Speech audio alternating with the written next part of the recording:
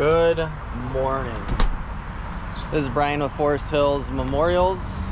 It is July 11th, 2023. Just had the garbage man show up. So today, I don't think we have a super busy day. We're gonna go out and try to set two out towards Boone County. And the two that we're going to install, one of them is an oversized flush. So I'll talk more about that when we get there. The cemetery requires just a giant flush marker for one of their sections. And then the other one we've got to do is this hill memorial, which we, if you've seen a past video, we did stop at that cemetery just to see how it was gonna fit in there. So we're gonna bring that over. I do have to make a stop at one other cemetery to, I guess, start it off. I gotta go pick up concrete. We keep a couple pallets of concrete over at a cemetery in their garage, so we're gonna go over there, pick those up, and then she, over at that cemetery, she wants to bring me around and show me a couple things. So we're gonna look at that with her. I didn't film yesterday, so I didn't think yesterday was gonna be very interesting. One of the cemeteries that I run, we have a cremation burial, so I met with that family out at the cemetery, and I had a job to do while we were there. So we had a burial a couple months ago, and the family contacted me because they didn't like the way that a couple of the stones looked on the lot. They were on concrete foundations that were really settling, almost protruding out of the ground, settling the opposite way. Instead of settling in, they were settling up. Some of that might have to do with the dry weather we're having, but they wanted to know what we could do, so I ordered them a big granite piece like what's over there, and started working on that project. And one of the stones was wet set, and you know how I like wet set stones. So yesterday was probably 90 degrees out, and I'm, jackhammering and slinging a sledgehammer. So not my favorite thing to do is get stones out of a wet set concrete. So that was yesterday. Got that job. If I can figure out a way to put like a thumbnail in the video, if I can edit one in, I'll show you how that one ended up. It looks nice now. So that got done yesterday, and we've just a few things today. And then we've got a lot to bring to our engraving facility. So I think we've got probably 7 dies and a couple slants and a couple other things that we're gonna hopefully load up when we get back. It's supposed to rain tonight, so hopefully we'll load that up when we get back. And then we have to drive that into our where we engrave these. So that'll be the day. We'll bring you along, and we'll see you soon.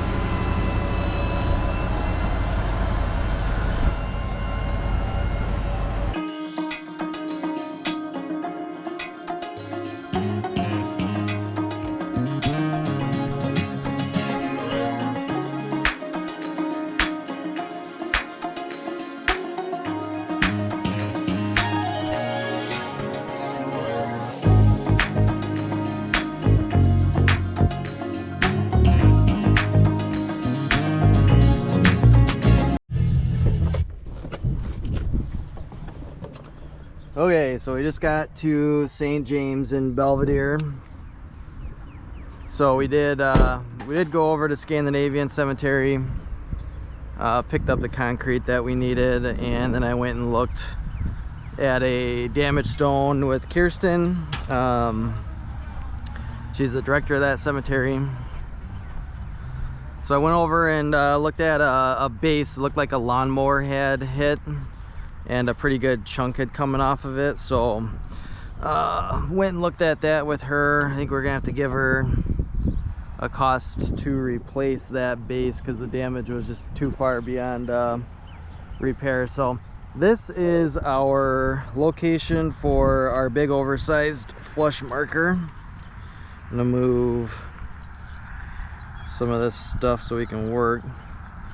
And then this is the cemetery that I was saying earlier. They do require the post holes and wet concrete and that, and they don't have water here, so we'll be going over to the creek again and filling up our buckets with water over there. And I might move that easel to try to drive in here and boom this stone over because it's so big. I mean, when they require these oversized flush markers, the markers themselves end up being bigger than our normal monument. So these markers are 36 by 24, and this is a pretty normal sized upright stone, so the top of this is 36 by 20.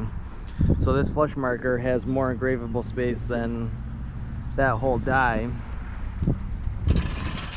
So years ago the cemetery contacted me and they were wondering about whether or not they should continue requiring these oversized flushes, or if they should do, I think this is one that we had done, and this is a normal 24 by 12. And so what I talked to them about, so years ago I actually laid this whole section out. So I strung all of these rows and put pins in on all the graves. And when the parish approached the diocese, I think we did this one too, so for a little while they were allowing us to do those. So when the parish contacted the diocese, they sent me out to do this, and what they had asked was for a flush marker section. So they've got a lot of ground that's all uprights, and then they wanted an area that was going to be completely flush. So I laid these graves out. They're 4 foot by 9 foot. So your normal burial vault is going to take up an 8 foot space, and then that extra foot was so that a 2x1 could fit without needing to be removed or disturbed for the burial.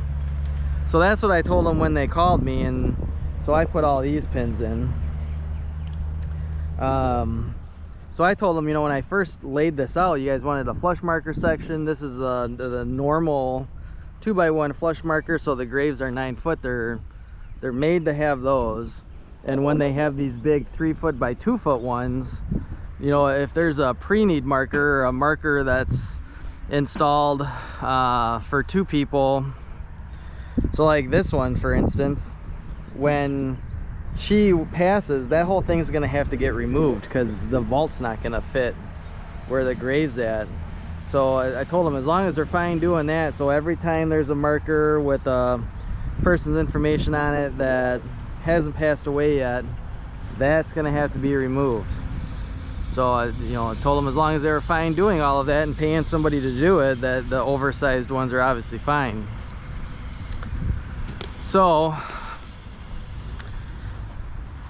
and you know, I had recommended just doing the 2x1s like the section was laid out to have, and they decided to do the bigger ones. So yeah, and you run into some like this. So the VA, when the VA creates a memorial for a veteran that's passed away, they don't create these bigger ones. They only make for a flush marker in the ground granite, they make a 24 by 12.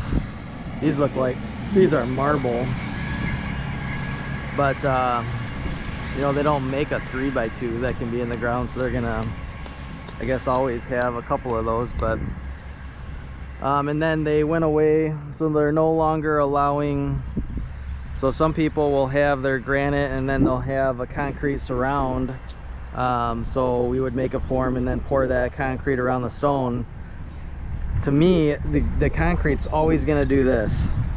So this stone might have been here from the late 80s when Donald passed away, and that concrete already looks pretty bad. It's already, you know, popping and corners are getting broken off.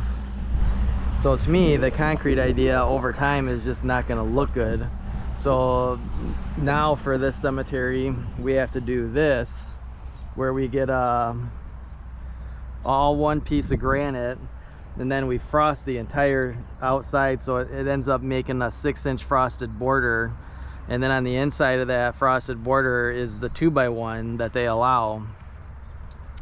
So it ends up being a lot of granite, makes them more expensive for the family. I mean, what it does do is it, I guess, keeps the grass from growing around the engraved area, but it's a lot of money and a lot of potential upkeep if you have to move them in order to, you know, just keep the grass away. So that's my rant on that. So it looks like this gator shifted on us. We had somebody stop on the brakes pretty hard in front of us, so I've got to get that straightened out so we can back that out of the car. Aiden's doing the string line. I'll bring you over once we start digging it all out.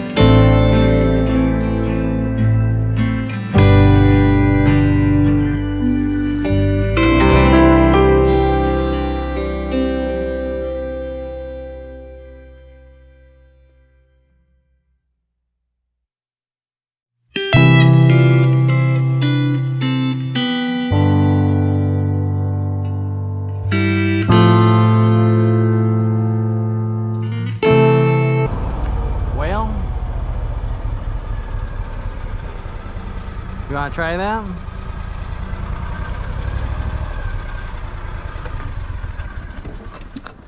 So you might remember this, just like an earlier video. We gotta go down there and hopefully watch out for the goose poop, might be a little slippery. And Aiden's gone.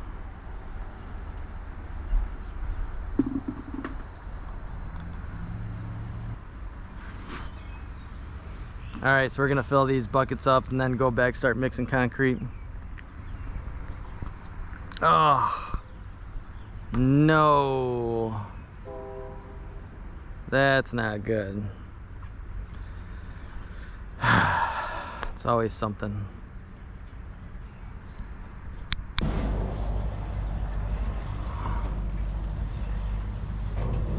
How many do you want in there? Let's just start with 2.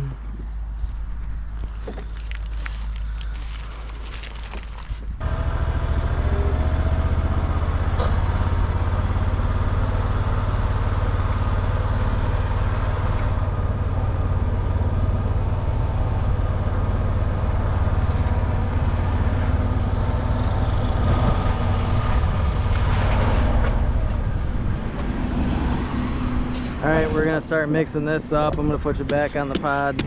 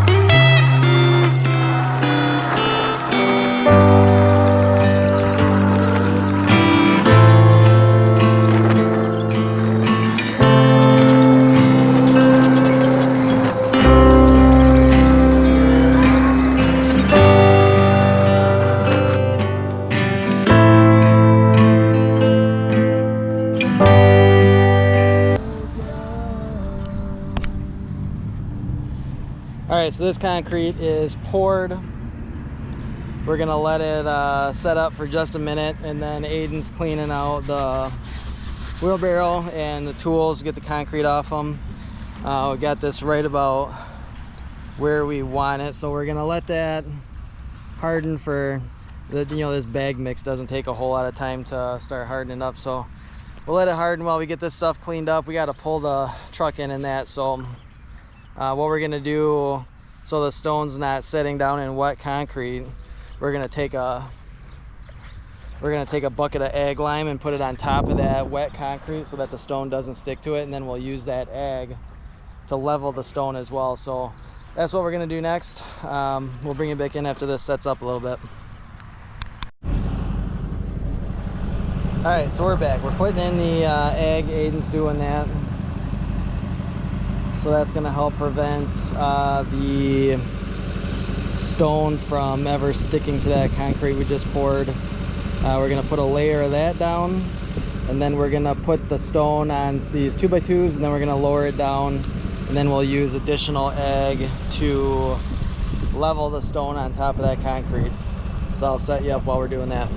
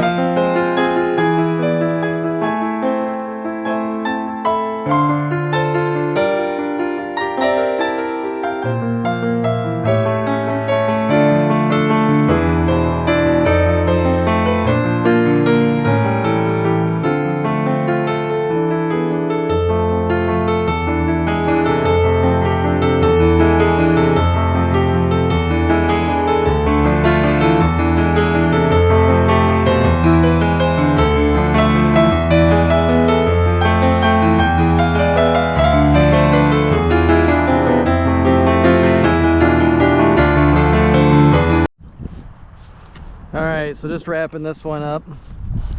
Aiden's cleaning that off. I'm gonna seed it real quick. So that's the process for these oversized ones.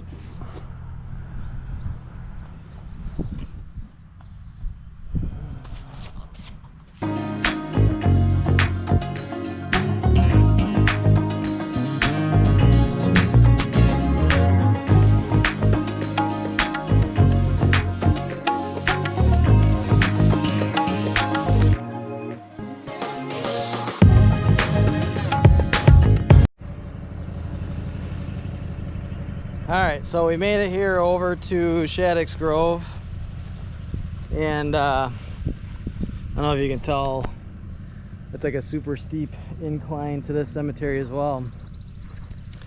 I did not film any of this, so we got here and there was like roughly like 1.2 million horseflies.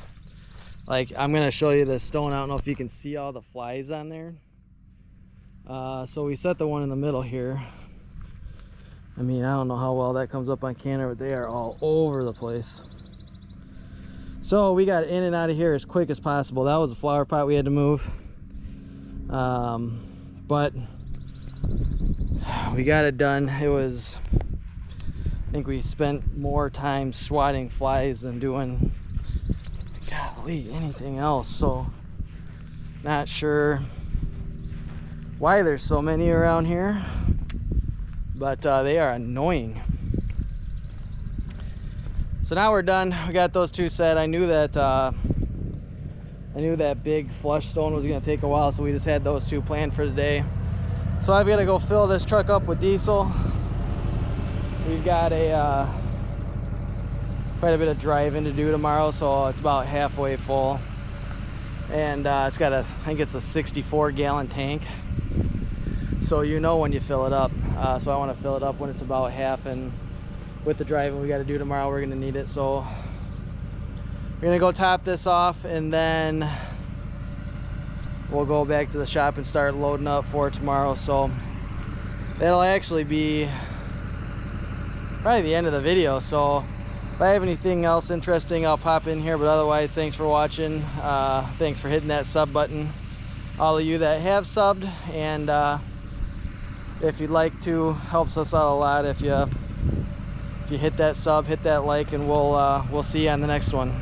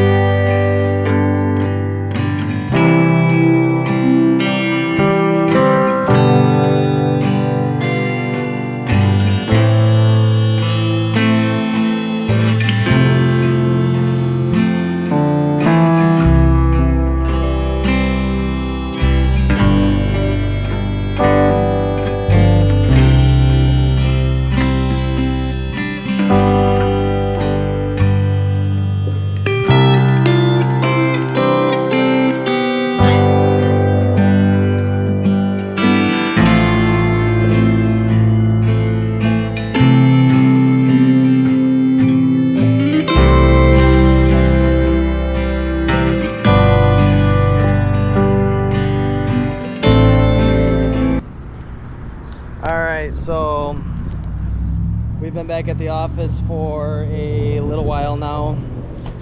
We got our truck loaded with the pieces that we need to bring over to our engraving facility.